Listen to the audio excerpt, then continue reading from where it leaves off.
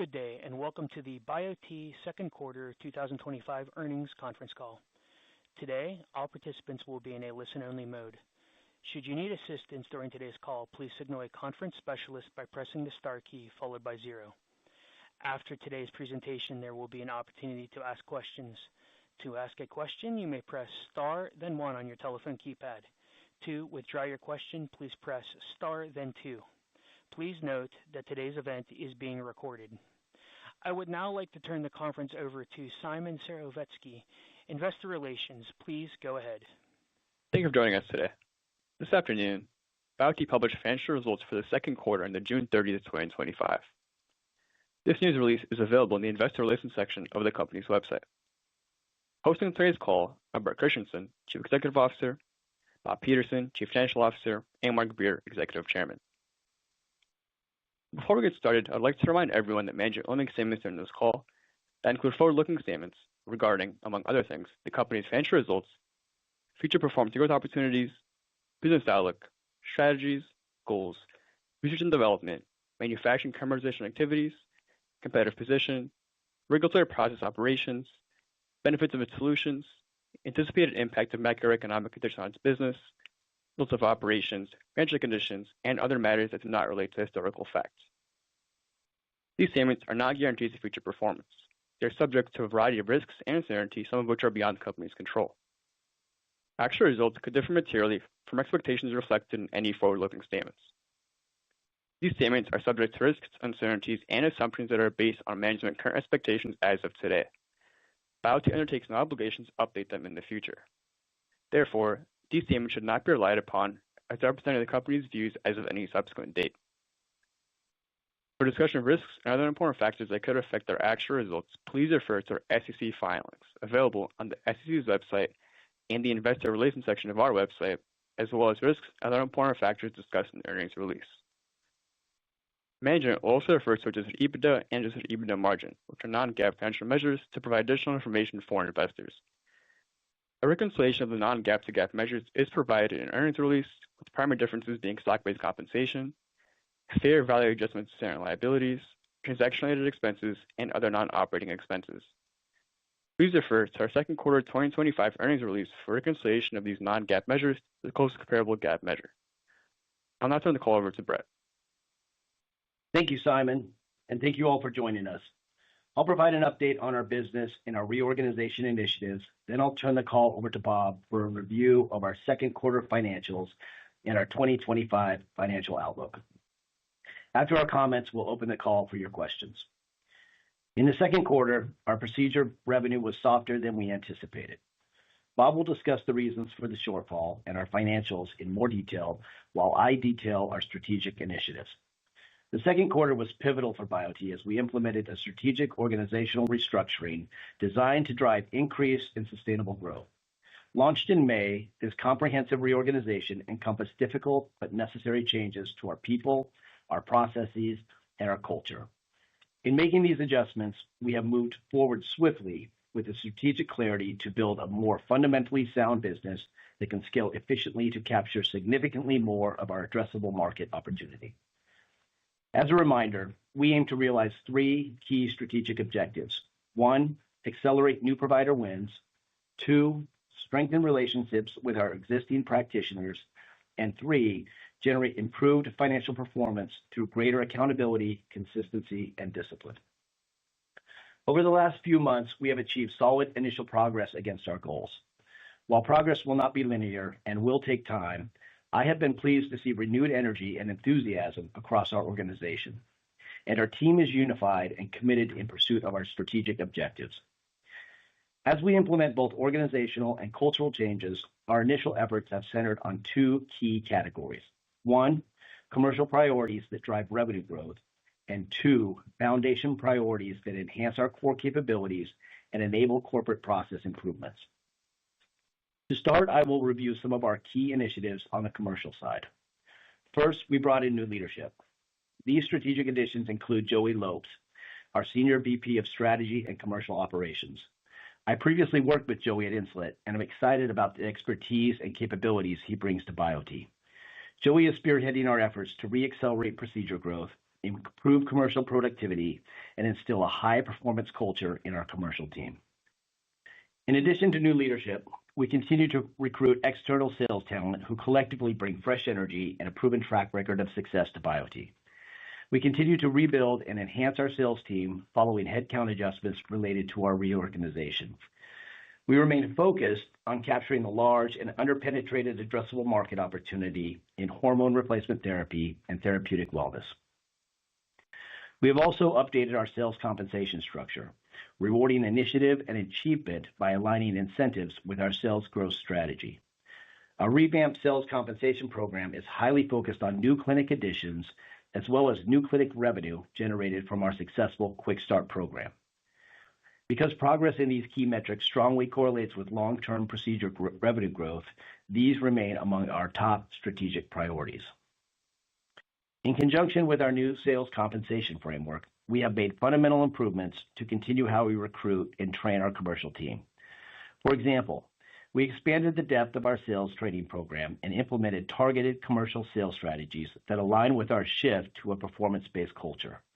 We believe these enhancements will ensure that our commercial team is equipped with the essential knowledge, skills, and support to optimize their success. Moving now to our foundational priorities. We have undertaken a top-to-bottom review of our core functions and internal processes. In thoroughly reviewing our operations and making necessary adjustments, we seek to enhance our internal efficiency, deepen our connection to both our patients and practitioners, and establish greater consistency and discipline throughout the company. We have several initiatives currently underway, and I am confident that these actions will ultimately strengthen our operations, enabling biote to achieve a higher level of performance. Before I turn the call over to Bob, I will close my remarks by saying that while I am pleased with the initial progress we have achieved in such a short time frame, we still have work to do. Across the organization, we are rapidly implementing many necessary changes and improvements that I believe are critical to our long-term success. While these changes have been disruptive to our business, specifically with respect to procedure-related sales, I strongly believe we are on the right path to drive long-term growth and build sustained value for our shareholders. I'll now turn the call over to Bob. Thank you, Brett, and good afternoon, everyone. Unless otherwise noted, all quarterly financial comparisons in my prepared remarks are made against the second quarter of 2024. Second quarter revenue was approximately flat at $48.9 million, reflecting an 8.4% decrease in procedure revenue that was partially offset by more than 30% sales growth in dietary supplements. Similar to the first quarter of 2025, procedure revenue was impacted by a combination of factors, including a slower growth rate of new clinic additions, higher than normal attrition of established clinics, and lower procedure volume in the second quarter of 2025. As Brett noted, the organizational changes we implemented in the quarter contributed to this performance, as did the lingering effects of the clinical decision support software disruption. Dietary supplement revenue increased 30.4% to $10.7 million, primarily driven by the growth of our e-commerce channel. We continue to expect solid growth this year from our dietary supplements business. Gross profit margin was 71.6%, a 280 basis point increase. The improvement primarily reflected cost savings from the continued vertical integration of our 503B manufacturing facility. Selling, general, and administrative expenses decreased 12.2% to $24.2 million. While we continued to invest in sales and marketing to drive new customer growth, the decrease in SG&A was in part due to the timing of our annual marketing event, which last year was held in the second quarter and will be held this year in the third quarter. This timing effect will move approximately $2 million of SG&A spend into the third quarter. Second quarter 2025 SG&A expense was also temporarily lower due to headcount adjustments.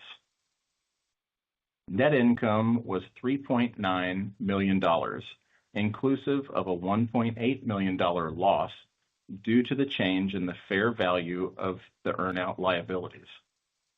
Diluted earnings per share attributed to biote Corp shareholders was 10 cents per share. This compares to a net loss in the second quarter of 2024 of $10.4 million, inclusive of a $13.9 million loss due to the change in the fair value of earnout liabilities, and diluted loss per share attributable to biote Corp stockholders of 21 cents per share. Adjusted EBITDA increased 19.1% to $15.2 million, with an adjusted EBITDA margin of 31.1%. This compares to adjusted EBITDA of $12.7 million and adjusted EBITDA margin of 25.9%. The increases in adjusted EBITDA and adjusted EBITDA margin were due to improved gross profit and lower operating expenses, which included the timing shift of our annual provider event previously noted. Second quarter cash flow from operations was $7.1 million and $13.6 million for the first half of 2025. I would highlight our continued strong cash flow even as we undergo our organizational restructuring and execute against our strategic objectives. As of June 30, 2025, cash and cash equivalents were $19.6 million compared to $41.7 million as of March 31, 2025. The reduction in cash and cash equivalents reflected payments for the previously announced share repurchases related to our founder and affiliated parties. Now turning to our financial outlook for 2025. As Brett discussed, biote has achieved meaningful initial progress in realigning our commercial organization and aligning on our strategic priorities to drive long-term growth. As we have implemented improvements to our core sales and marketing functions, procedure volume has been negatively impacted to a greater degree than we anticipated. At the same time, we have continued to experience stronger than expected revenue growth in our dietary supplements business. This growth has served to partially offset the shortfall in procedure revenue. As a result, we are adjusting our fiscal 2025 revenue guidance to be above $190 million and our fiscal 2025 adjusted EBITDA guidance to be above $50 million. For the full year, we forecast procedure revenue declines of high single digits and dietary supplement growth at approximately a mid-teens % rate. We are forecasting second half trends in our procedure revenue growth to be similar to that of the second quarter, with strong but moderating sales growth in dietary supplements. This revised guidance reflects the impacts we are seeing as we continue to reorganize our commercial organization and drive towards our strategic priorities. I'll now turn the call back to Brett for his closing comments. Thanks, Bob. As we continue to execute our corporate growth plan with urgency, I would emphasize that our actions represent more than simply a collection of discrete operational fixes. We are recommitting to excellence in everything we do in pursuit of a higher and more consistent level of operational and financial performance. While 2025 is a transition year from a financial perspective, I believe the decisive actions we are taking now will enable us to elevate our growth, achieve our strategic objectives, and further advance patient health and wellness. Operator, let's now open the call for questions. Thank you. We will now begin the question and answer session. To ask a question, you may press star, then one on your telephone keypad. If you are using a speakerphone, please pick up your handset before pressing the keys. As a reminder, to withdraw your question, please press star, then two.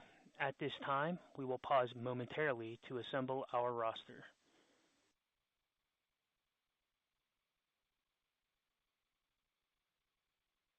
And today's first question comes from Jeff Van Sinderen with B. Riley. Please proceed. Hi, everyone. I wonder if we could just start with the verticalization process. Wondering, I guess, at this point, how far along you are in that process, what percentage of your pellets are being made there, and then what is still left to do in moving I guess, as far as you're going to go on verticalization. Hey, Jeff, it's Bob. Yeah, just to give you a little bit of a visibility into where we are on Asteria. So, given, as we talked last call, we have highlighted that we are in that low 40% penetration and it oscillates anywhere from about 40 to around 50%. We are currently in that same range. And the primary driver there is, as you know, at the end of the first quarter call, we said that we didn't want to disrupt any of the commercial activities given the CDSS. And now, given the shift that we've had in the restructure, we have kind of paused on that also. But we do intend to start back up in Q3 to drive up penetration, which should have some solid benefits to margin. Okay. And then turning to the procedure revenue decline, how much, and I'm not sure you necessarily report this, but how much was the absolute number of procedures down in the quarter? I know that's not necessarily apples or 100% with the procedure revenue. How much was the absolute number of procedures down? Yeah. Hey, Jeff, this is Brett. I'll speak to that kind of just qualitatively. So, really the headwinds that we are having are volume related, and that's twofold. It's clinic attrition, so any customers that we've lost, and then volumes within our existing clinics. All of that is, of course, offset sometimes with new clinic starts, but all three of those categories have been headwinds for us in 2025. We've highlighted that. We saw that start actually with the launch of CDSS in Q3 of last year. That's when we started to see attrition tick up slightly and new starts tick down as our sales force was distracted with the launch of that product and making sure all of our customers got able to use that product and trained in the right way. We saw that continue into the first part of this year, which is why we have always categorized this year as a transition year for biote, and it's why the caution in the guide is everything we've done this year is focused on growth, but it's been disruptive. And so we compounded a little bit with the reorganization that we did in May. And all of those were the right things to do. The launch of CDSS, which is going to be great for us going forward, the reorganization of the team, including the sales team, that's going to be amazing for us because it's a growth focus. But all those things have been disruptive and have really slowed our growth, volume growth with procedures this year. And will continue until we start to see those normalize and trend up.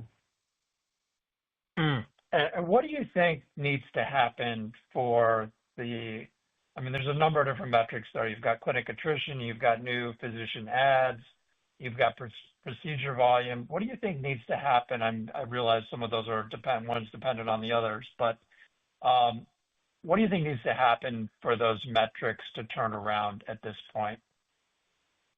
Well, I think the actions we've taken already are going to bear fruit and start to turn volume around in our existing clinics and get new clinic additions headed back in the right direction in a meaningful way. We just can't predict that yet. We haven't seen a trend or an uptick in volume to suggest that those changes are having an effect yet. Remember, the reorganization that we did was in May, was in this past quarter. That led to some vacancies in the sales territory. Some of those we initiated. Some of those have been due to the cultural change and the new focus on growth, the new compensation plans, the new level of accountability. I'll tell you, I'm thrilled with the team's attitude, the current team's attitude and energy level in accepting the new way forward. We've also had a number of really exciting training classes with some fantastic new hires that are going to bring us new energy and some new blood to the team. So the changes are exactly the right thing to do, and it's not a matter for me of if, it's just a matter of when that we start to see those changes start to get the business growing again. Those are all sort of short term. And then we've got a laundry list of longer term initiatives to improve the value proposition with our customers, which should drive retention higher and allow us to have a better value pitch to new customers. So there's a lot going on here. We're just as excited about the long term as we've ever been. But again, this year is a transition year for us, and all the changes have yet to bear fruit. Okay, and then if I could just add one more on that, what do you think is the time frame? I realize it's early in the process. You haven't really seen it bear fruit yet, but what do you think the time frame is for those KPIs to start to turn upward? If I wouldn't project that yet, which is why the guide was somewhere north of 190 million total revenue, we want to see a trend in the right direction. We do have earlier KPIs as far as training classes, new starts, which we know will have an effect. We just want to wait to make sure that we see that trend headed the right way. It's too early to project still. Okay. Thanks for taking my questions. I'll take the rest offline. Yep, thanks. Thank you. And the next question comes from Les Sulewski with Truist. Please proceed. Good evening. Thank you for taking our questions. I have two, maybe one from a more fundamental view. What is driving the attrition, the faster expected attrition? Would you say the hormone replacement therapy is being sidelined potentially by strong GLP-1 adoption across the same patient pool? Essentially, are you losing market share to GLP-1s, or is the pressure across your clinics driven by more of internal factors? And then second, I guess, Brett, what are some of these longer term initiatives that you have in place? Thank you. Yeah, thanks, Les. The answer to the first part of your question, I would say absolutely not. In fact, we've always viewed GLP-1s and hormone replacement therapy as complementary, which is the reason why we added GLP-1s to our portfolio last year. It's an immaterial amount of revenue for us and not a focus of the team, but is an offering that we want to be able to provide to our providers.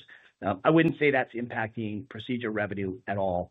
I think the real headwind for procedure revenue for us this year started with the launch of CDSS in Q3 of last year. They just distracted the team. It was a multi headwind for us as it slowed new starts down. Clearly, we have those data. We know for sure that new clinic starts slowed down starting with the launch of CDSS. It also distracted us from launching some of the new starts that we had launched earlier in the year in the right way and doing what we call a quick start program. Because, again, the field was focused on making sure that software launch went more smoothly and helping our customers adjust. And then as we moved into this year and shortly after I started and recognized we needed to change the culture of the organization and have a sole focus on top line growth, we made the reorganization.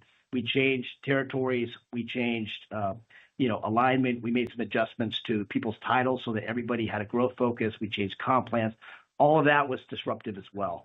And so, while some of the factors have remained constant, some of the historical headwinds of, competition, macroeconomic factors, what we did is we distracted the team 2 times with CDSS and with the reorganization. And again, both of those initiatives were exactly the right thing to do for us. But it did slow us down, and we're still feeling those effects as an annuity business. We feel those effects for 12 months forward. So we're still feeling the effects of those 2 major activities. But again, those will start to bear fruit and get us going in the right direction.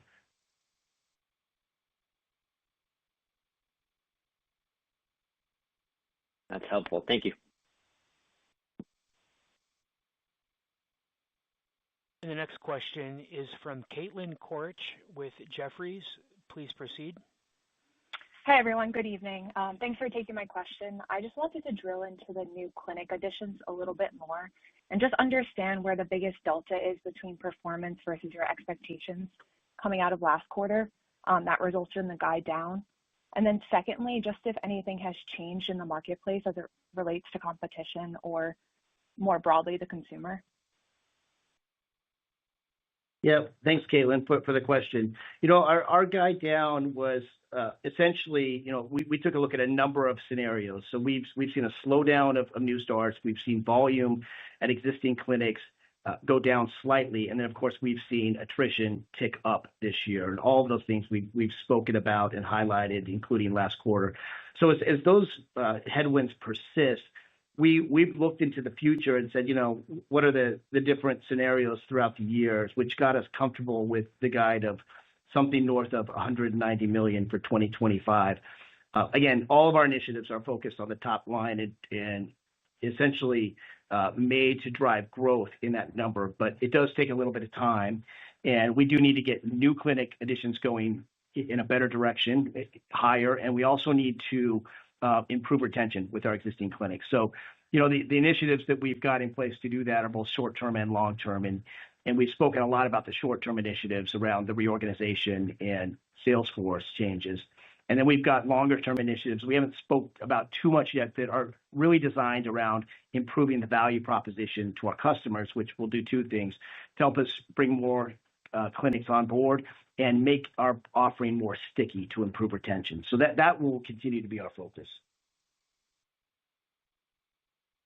Got it. Thank you. And our next question comes from Joanna Kim with TD Cowen. Please proceed. Hi, thank you for taking my question.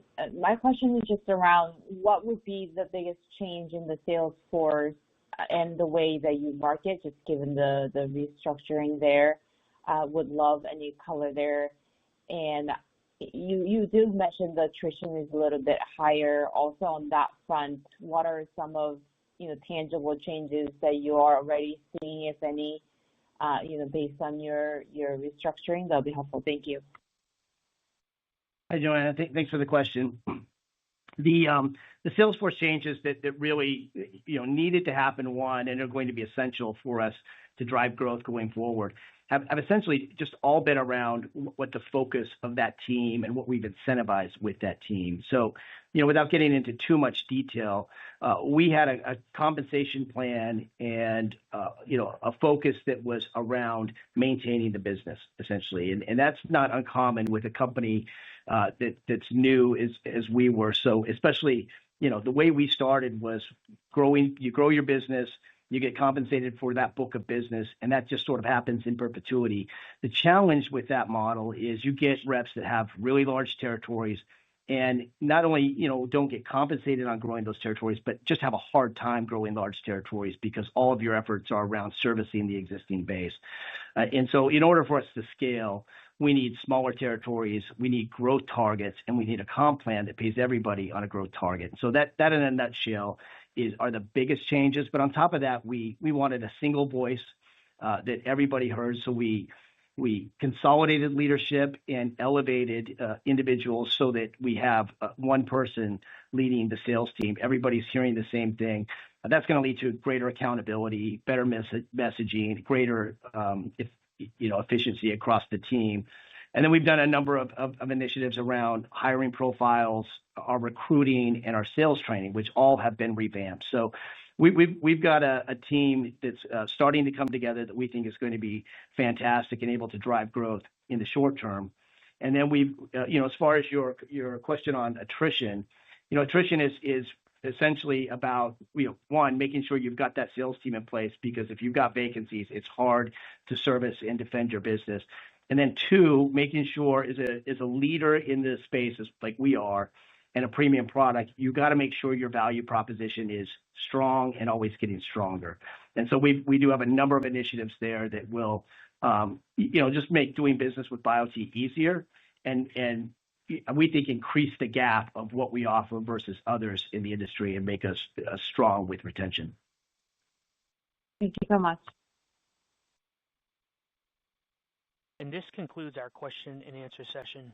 I would now like to turn the conference back over to Brett Christensen for any closing remarks. Thank you, everyone, for joining us today. We appreciate your interest in biote and look forward to speaking with you on our next conference call.